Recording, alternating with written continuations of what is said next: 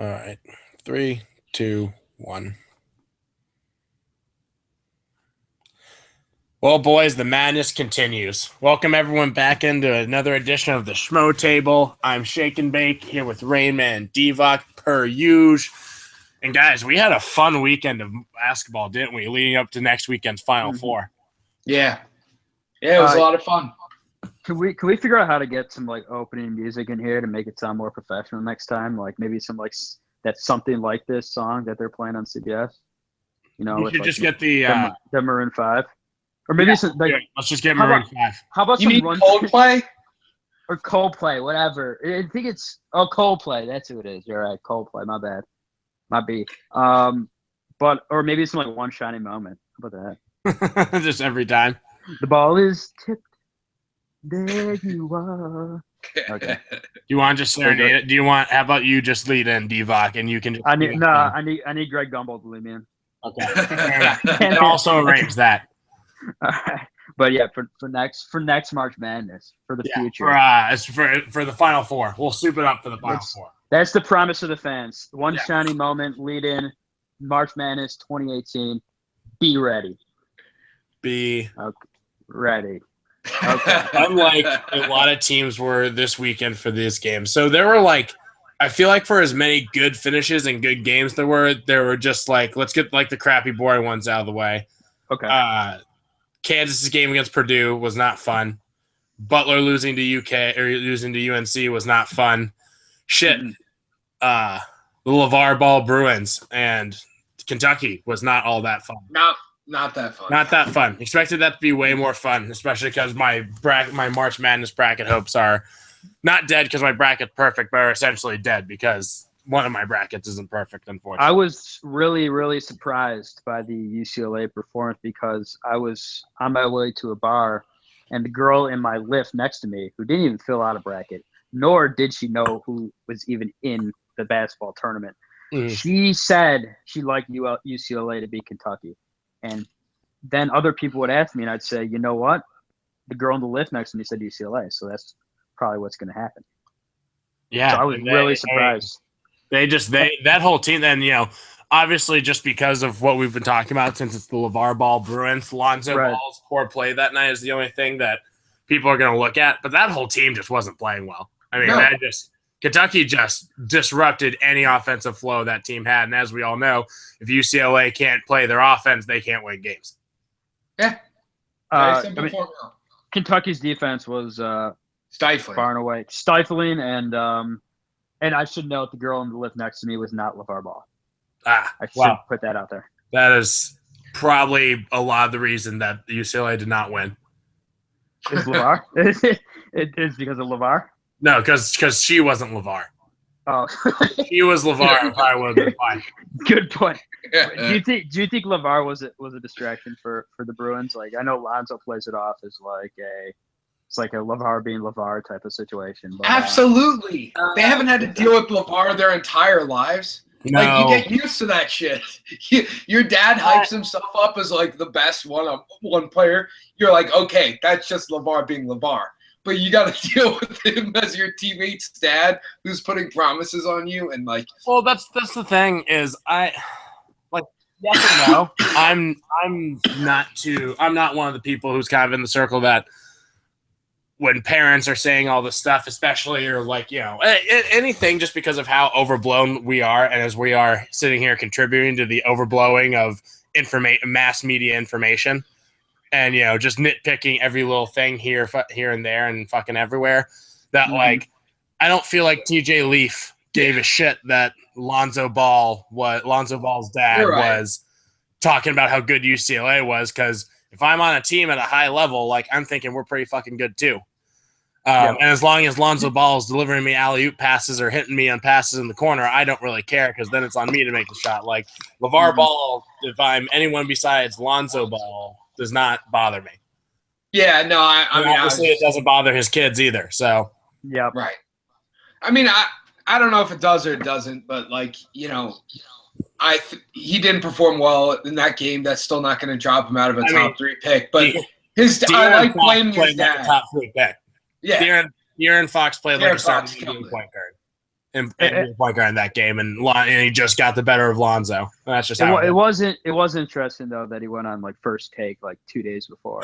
Yeah. To like fight with Stephen A. Smith about, or just like drop the most. The best part is how he just drops the most like ridiculous bullshit out there, and Stephen A. Smith will like react to it like it's like just. That's been Stephen A. Smith's job since he was great. Bayless. It's great. He just plays right into his hands. He's like, that's just great. But enough about LeVar. Blasphemous. How could you be so blasphemous, Kwame Brown?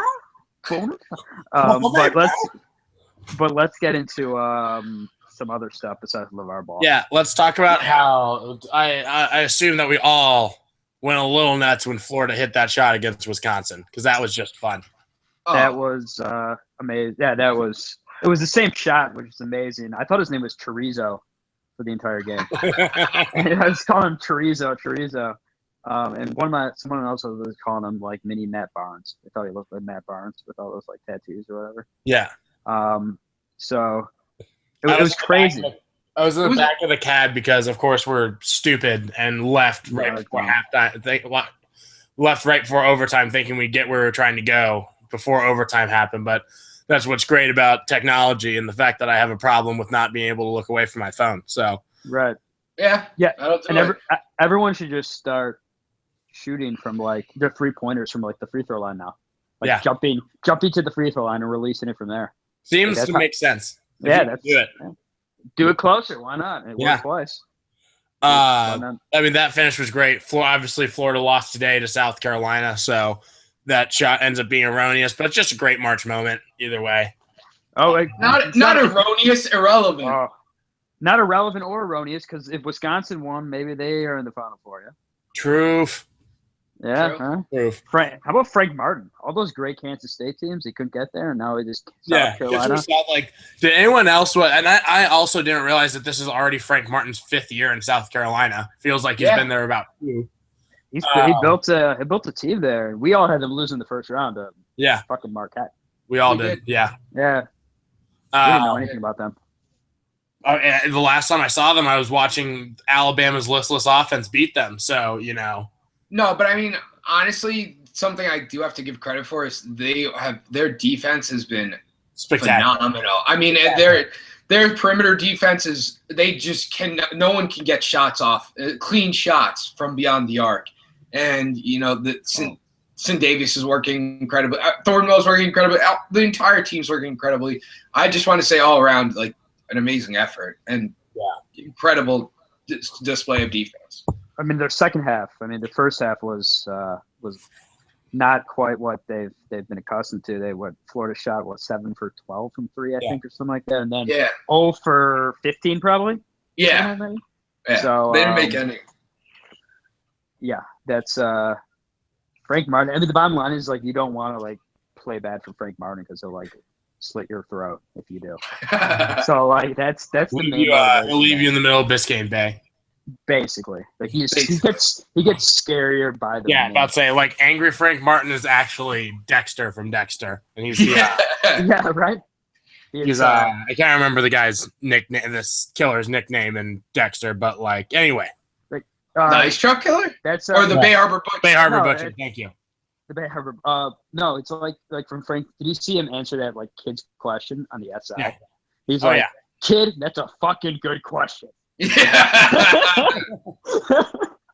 I've been coaching a long time and I've never heard a question like that. Yeah. Even like today watching the celebration videos, he was just like, I was like, I feel like he's about to scream at his kids, but he's actually just really happy. It's great. I love Frank Martin. Yeah. Good for him. Man. Quality dude. Much respect. He deserved it. He deserved it. He's been a good coach for a while. So let's get to that lower region there, that west region. With the Zags. Zags and Zone and Chokin. Zags and Zone and Chokin. Zags finally over the hump with they got the mountain down low. Yeah. Sandor Clegane down low, and wait, pre or post Poison Death, like current Mountain or like Mountain when he wasn't a blue zombie. Mountain Mountain Mountain before he was a zombie Okay. robot. All right. Right, with the beard. Yeah. And, Yeah. That's Karnowski. Yes. So and then Zona choking. There's 7-point lead away with 2 minutes left. So what was it? That was Thursday night. Thursday night, I was sitting right here in my room, right, watching that game.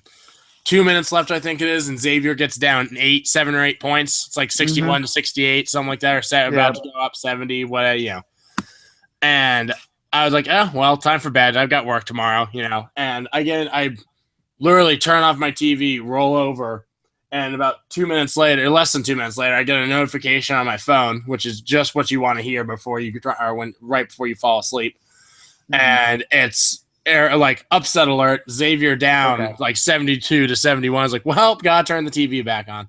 Okay, so I was looking. I'm sorry, shake a bit, but I was looking for someone to blame for my Arizona loss. And I say my Arizona loss, 32-1 odds. I think it was ours, as we all picked Arizona on last. It was ours. It was ours, but it was also personally. He had a bet. Yes. Yes, you did. And shake and bake. That sounds like it's all your fault. Yeah. Well, that's fair. That's that. I would have been a bad Cincinnatian if I had not turned my game back on. Apparently, Sean and Archie Miller's dad was really upset after Arizona lost to Xavier, and then Archie came up and was like, "Yo, Dad, I just got offered Indiana," and he's like, "Oh, that made him happy again." But if you're an Arizona faithful, you can't be happy with that performance. That was just a. Has anyone checked in on Schmo, like the guy that we're doing all this for? Is he alive? Do we know? Schmo's alive. He was terribly disappointed, and I think his words were the level of disappointment and frustration cannot be explained, I think was what he said. That is a cool revenge game for Xavier. While our fearless leader, it really is. Don Miller was very popular in Cincinnati, so watching him have all the success in Arizona and Xavier has some good teams, but not really show up in March. It's been frustrating for a lot of friends I know who are diehard Xavier fans. Yeah, I mean they didn't really show up the next game either, but Gonzaga just lit them up. Yeah, that was just Gonzaga's on a mission, and I believe in it's one of those things where like you keep saying like I don't want to jump on the bandwagon just because that's when the bandwagon's finally going to end for Gonzaga, but Gonzaga's just on a tear. They're on a mission. They really are. They might be the most balanced team of any of these 4 teams left. Yeah, I think the coolest thing about as much as my bracket and all of our brackets have kind of suffered, like the coolest thing is. I don't know what you're talking about. Mine's perfect. All right, fine. All of ours are perfect. Anyway, so, having 2 teams that have never made the Final Four and one that last made it in 1939, that's exactly what March Madness is supposed to be. At least the first 2 weekends were.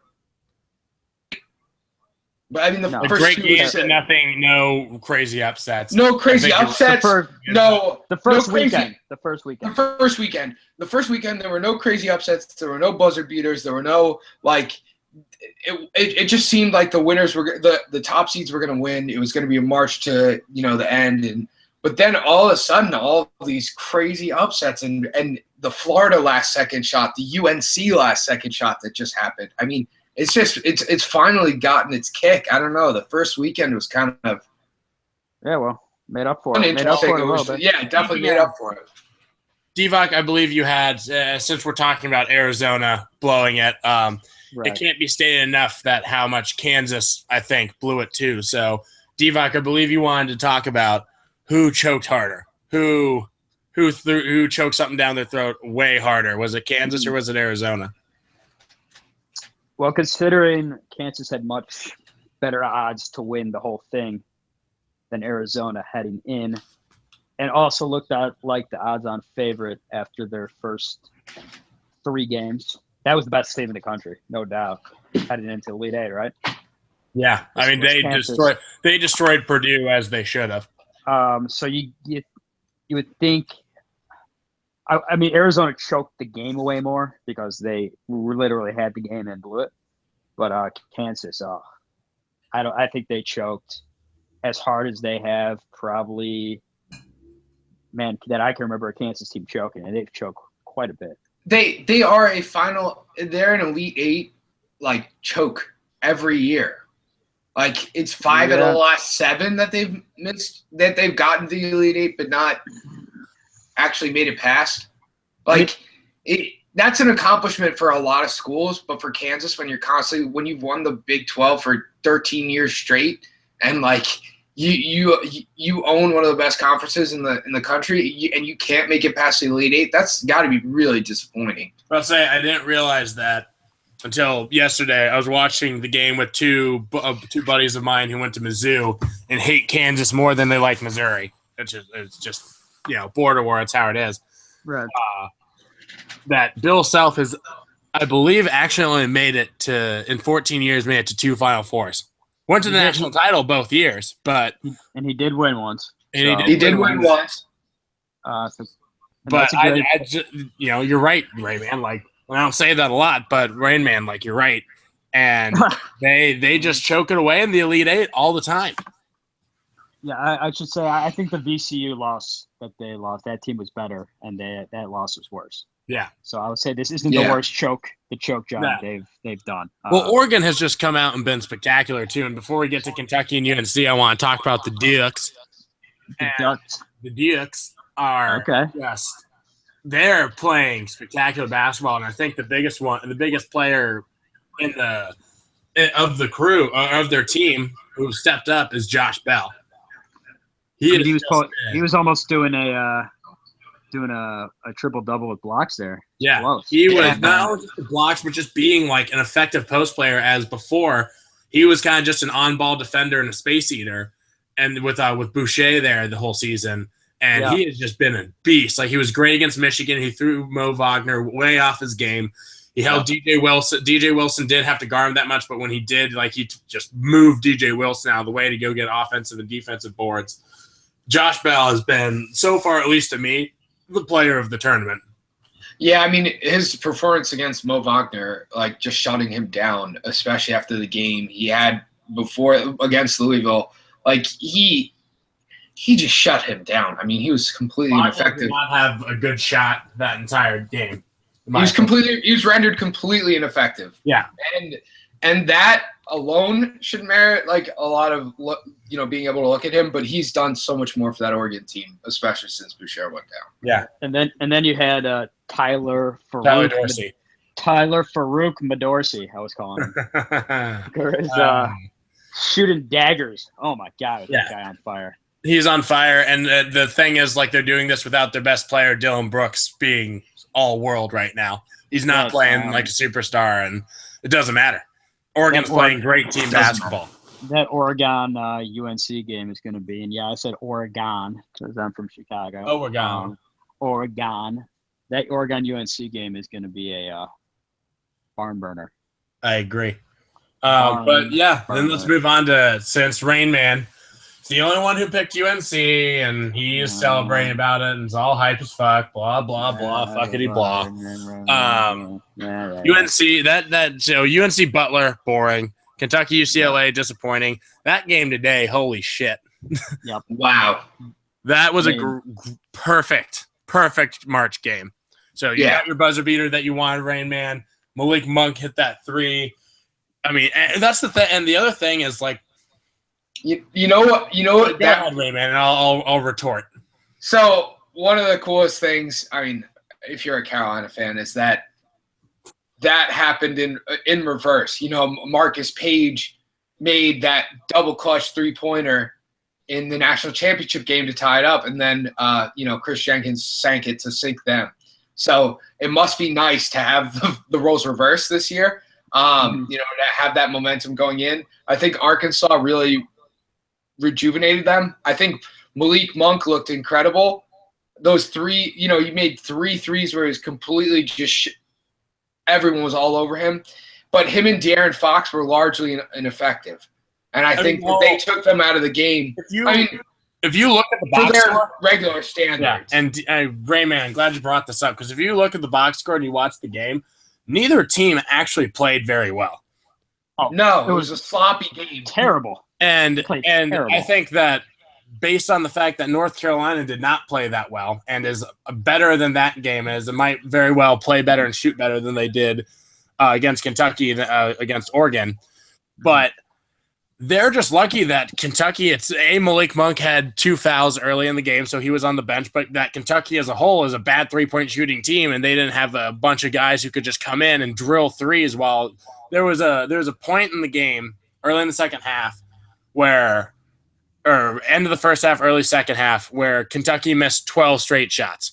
Turned the ball over, missed 12 straight shots, and couldn't get and got offensive rebounds. And UNC did the same thing. Yeah, that's what I'm saying. UNC. Did I say UK? I meant UNC. You said UK. Might be.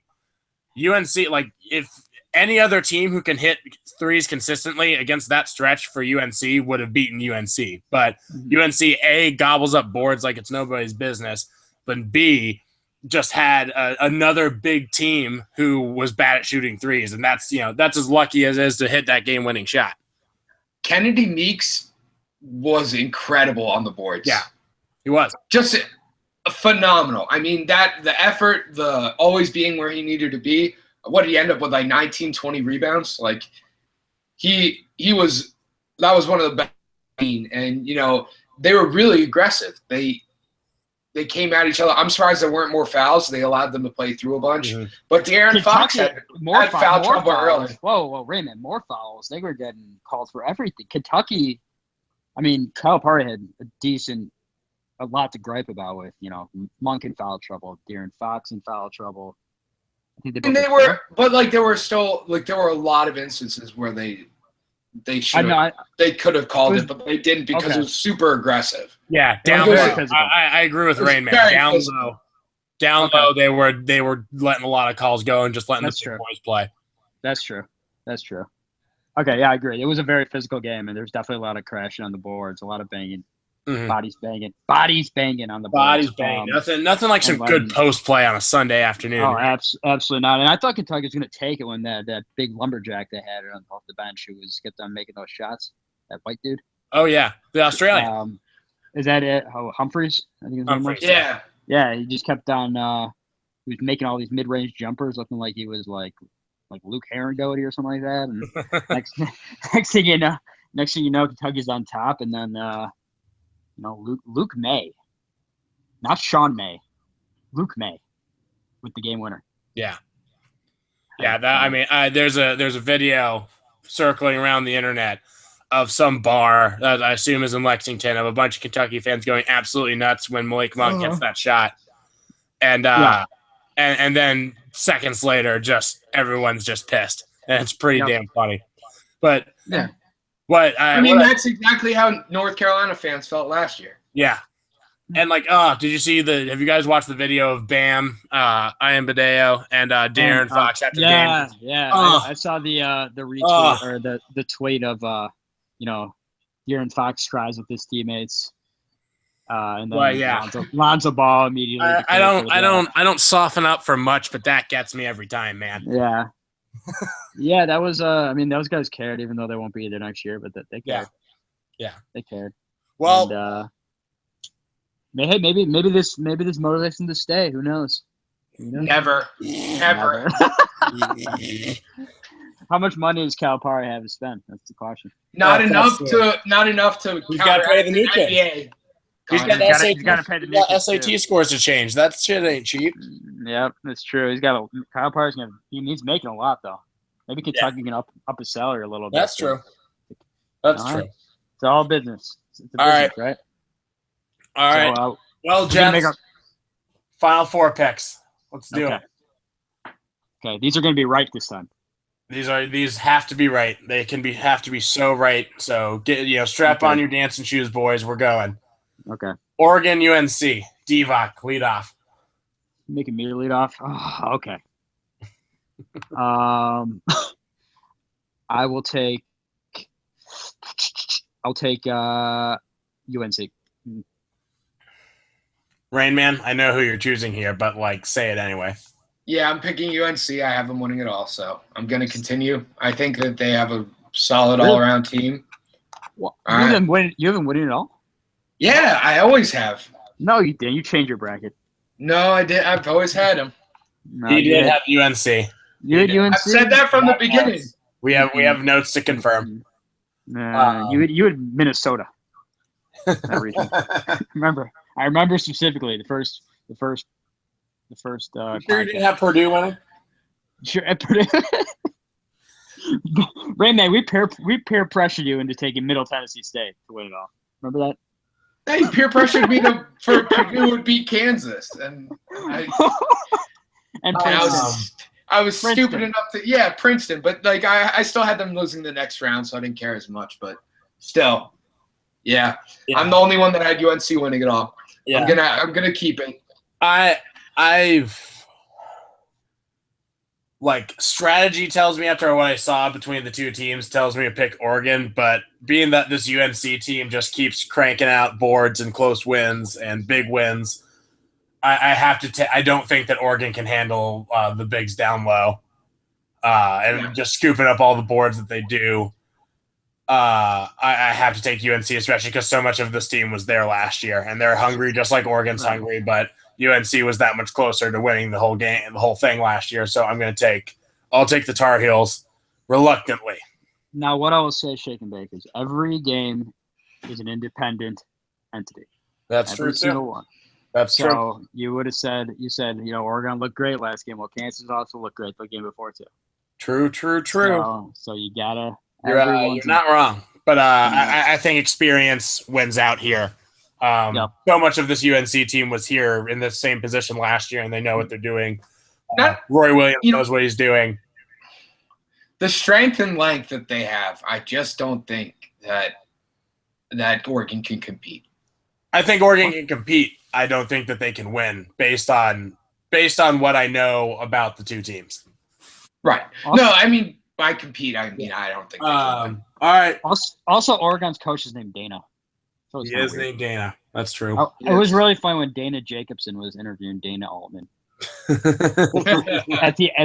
the game, it was like meant to be. I should have seen that coming when I picked my bracket. Shit. We all should have thought of this. Right. I'm sure there's some chick out there named Dana who just picked Dana Altman and the Ducks to go all the way. Smart lady. Hopefully you'll be in a lift with her Sunday at Diva. All right. The Carolina Gamecocks and Gonzaga. Who you guys got? So we could have a border battle between North Carolina and South Carolina. We could. Who would have thought that? If you would say North Carolina would play another Carolina team, you'd probably think Duke, right? But yeah. You might think UNC Wilmington before you'd say. You might UNC Wilmington. I had UNC Wilmington going further than South Carolina. So did I. You might have had North Carolina Central breaking out of the playing game and beating Villanova, going all the way. But so we got Gonzaga or South Carolina. I think this is where the run ends for South Carolina. It's Gonzaga's year. I'm taking Gonzaga. Yeah, I have to agree. I'm taking them. Just size, experience on the team, talent, offensive balance. As we've alluded to, South Carolina doesn't let in a lot of threes, and they play some great defense. But Gonzaga is a multi-dimensional offensive team, and so I think that's going to really help them out against. And they have survived a team like Press Virginia. And so when I think that they see a lot of the in-your-face defense that South Carolina will play, they will be prepared for it. And I'm not picking against Sandor Clegane, the Mountain. I honestly think I agree. I'm going to pick Gonzaga too. I think they're well-rounded. I think that they can break through. They have talented backcourt that can break through press or and make their own shots. But also, they have all-around offensive game. They can go inside to out. They can go outside to in, and they were raining three. So, I think that you love your threes. Mm-hmm. What was John Stockton's career 3-point percentage, right, man? Off the top of your head. It's around 35%. Dear God, Rain Man. 35. Is that on the Ben McAdoo sheet? No, he wasn't. He didn't really qualify much for the Ben McAdoo sheet, to be honest. The 3-point revolution happened after Stockton. Well, at least you're honest. Well, guys, we all just agreed on an entire Right. Final Four. So this is kind of boring. So I think it's time for that. No, we didn't pick our champion. Oh, do we want to do champions? All right, we're fine. Of course we want to do champion. Come on, we're doing champion here. Fine, You know, fine. we know who Rayman's going with. All right. Yeah. All right. So Rain Man, you're eliminated. I'm going to UNC with UNC. I said Okay. you're eliminated. You Go Tar Heels. No. Devon, dive in. I'm going Gonzaga because I don't like Rayman. Even though Rain Man and I probably just had our best day in our friendship and our partnership, and we agreed pretty much the entire table here, I am also going to go with Gonzaga because I think Gonzaga is the only team with enough length and size to compete with North Carolina down low on the boards. And you have Sandor Clegane. Like, what the hell more do you want? The Mountain. Yeah, I think that as far as like matchups go, Gonzaga is probably the best matchup left for taking down North Carolina. North Carolina. I like I said, I believe it's just their year. They're on it. They're on top of it. They want to have that trophy, and not that North Carolina doesn't after last year. Just a different feel about it, I guess, simply because they haven't been there before. Why not Gonzaga? Why not? I mean, hell, if Clemson can beat Alabama, Gonzaga can beat North Carolina. It's the same. Oh, absolutely. Yeah. Gonzaga. Let's do it. Well, Gonzaga Bulldogs, baby. Lock it in. Well, good table, everybody. Yeah. Well, the table is adjourned. What are we gonna do now? Is no college hoops on this week until I'm gonna be really bored because we're all the biggest college hoops fans now. It's true. It's the time of year to be a college hoops fan. We need more. For a whole 25 days now? Yeah. Or what? We need more. Yeah. We need. Yeah, and then it switches to NFL draft, which is great. I know that could shake and bake all. Ready. Wow. I think you underestimate how much I love the draft too. Shake and bake loves the draft. I know, but I feel like Shake and Bake. We have to do a draft. We can do that. We'll do a draft. We can dive on into anything you want, Rain Man. We'll make a Ben McAdoo sheet for us, and we'll dive on in. All right, sounds good. You're the only one with stationery of that size, so. And a laminator. Exactly. You do have a laminator. That was with your tennis racket microphone, whatever you were playing. What have we got? I'd also like to wish a happy birthday to the White Mamba, Brian Scalabrine. If you're listening out there, Brian Scalabrine, you were the best garbage time player I've ever seen. And all hail Brian Scalabrine. He's part of the Ginger Empire. I respect him more than anyone else. You should respect him. Him and Matt him or Bonner. Andy Dalton. Bonner too. And Matt Bonner's Matt Bonner's just great. You mean Todd McCullough's not in the running for that? He's not a true ginger. I know he's not. I know. Get out of here, Rain Man, with your stupid fake ginger people. Yeah, well, Rain Man, now that you killed it, we're killing it. Night, folks. Night.